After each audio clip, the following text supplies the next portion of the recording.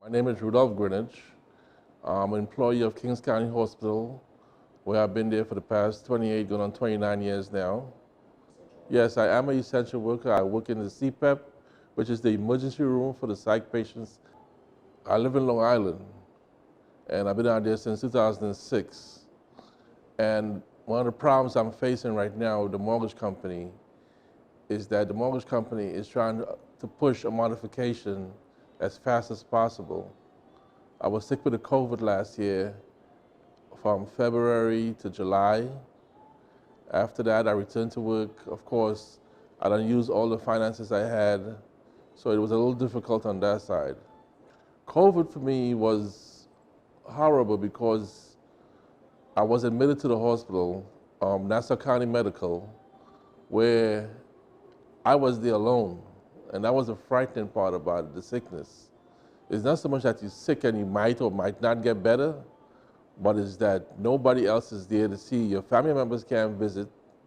You may call them on the phone 10, 15 times, but it's not the same as having somebody there who could basically help you out or speak to you, even just speak to you face to face. So it's very frightening. It's a frightening experience. I was there for a while, and it's it's not something I wish for anybody to have. Well, pertaining to my mortgage, I just didn't have the money to pay it.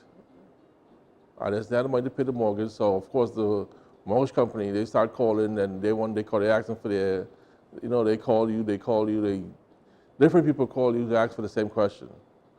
So at one point it was like, okay, we're gonna do a modification. In the past, you used to have submit some documents for the modification. Now they're just giving you a modification out of the air without even checking your status to see if you're still employed or anything like that.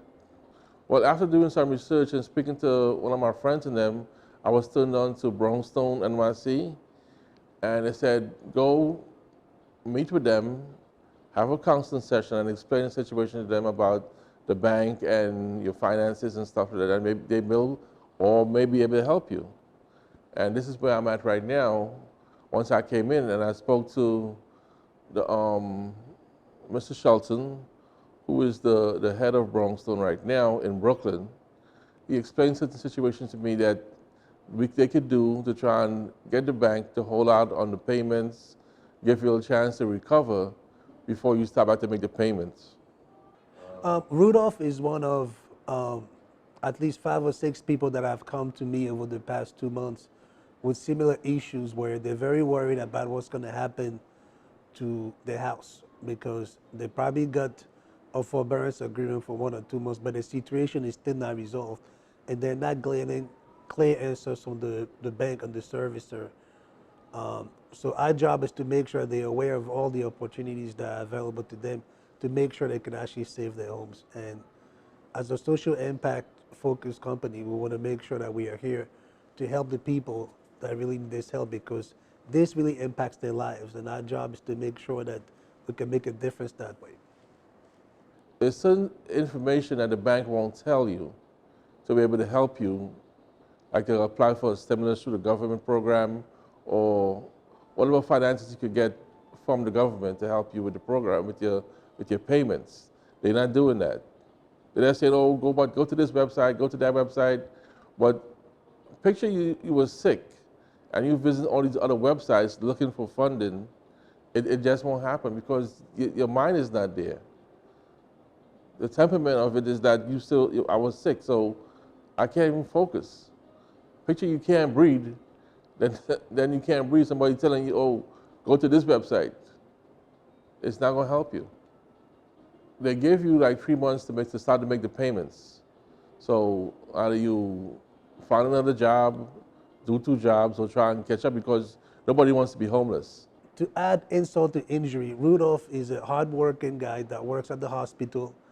He was one of the frontline people that made sure that when COVID really started at the height in March 2020, he was there and kept on going to the hospital and basically contracted the virus while working. As a guy who has underlying condition, he put his life on the line, and this is not a way to repay people that have sacrificed all these things so you could be home. So I feel really it was my duty to really help out the best I can and try to save his home. Well, I wasn't able to work. Uh, Whatever little funds I had, I used it up. You know, because I was sick, I couldn't work, I couldn't breathe. Part of the illness with COVID with me, I'm an asthmatic, and it triggered that like 5 to 10 times more where I couldn't breathe.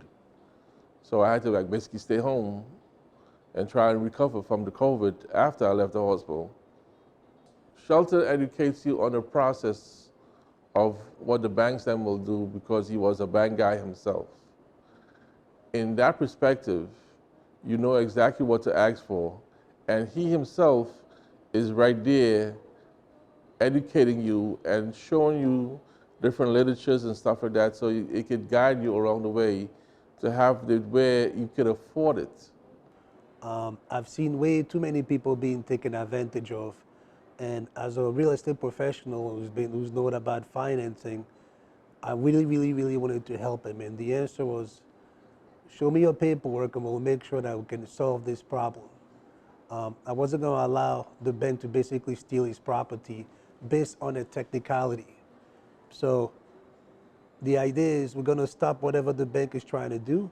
It's a very simple process. And just because you're not informed does not mean that you have to lose your house. It's a very hard penalty to pay, especially when procedures are in place to make sure that these kind of things does not happen.